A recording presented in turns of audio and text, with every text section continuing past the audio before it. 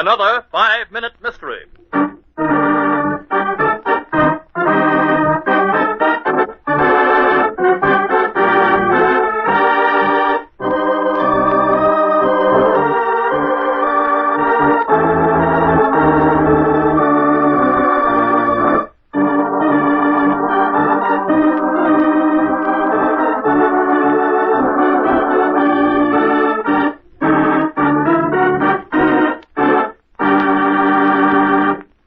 In a hospital on the east side, a dying patient gives a last expiring gasp. He's gone. Slipped through my fingers like water running through a sieve. It's not your fault, Dr. Grant. You've done everything you could.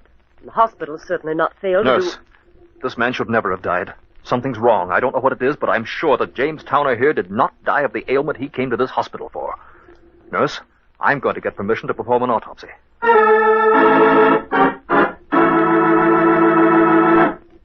Your hunch was right, Dr. Grant. What is it? Tell me, Jones. When we tested Towner's blood in the lab, a foreign substance showed up immediately.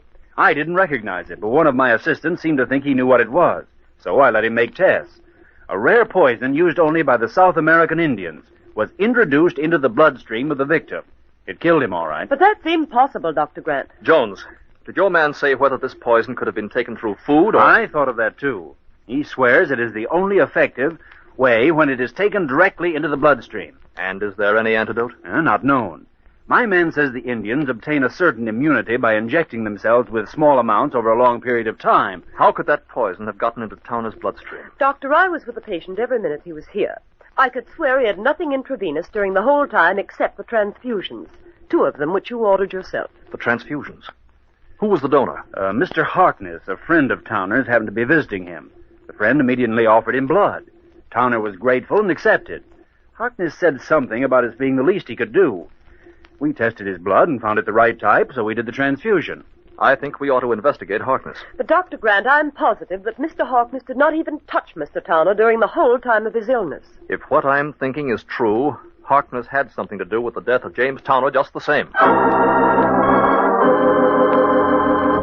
Well, we were certainly lucky, Doctor. There's no question about it. Harkness is your man. I knew it. I've had Harkness investigated by the police. He's mentioned in Towner's will, gets the whole estate.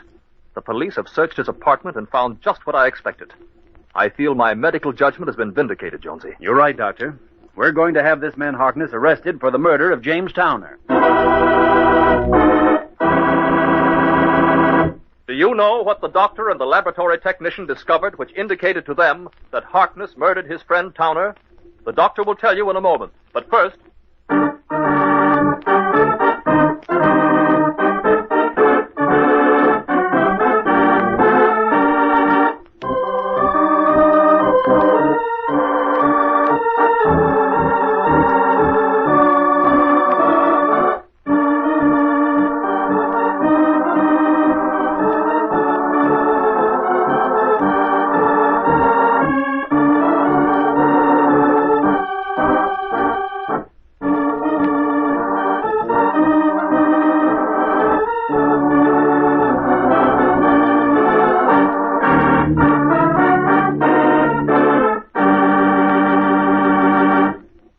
And now, back to our story. Well, Doctor, what have you found?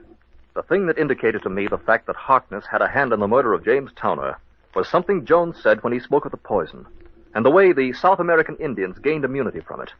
I deduced that probably, against the chance that his so-called friend would need a transfusion, Harkness had so immunized himself over a period of time. If he had, the poison would still be in his blood in some quantity, small perhaps, but enough to react unfavorably on Towner in his condition. A police search verified my hunch. And now, Harkness is being tried for one of the most unusual murders that has ever come to my attention.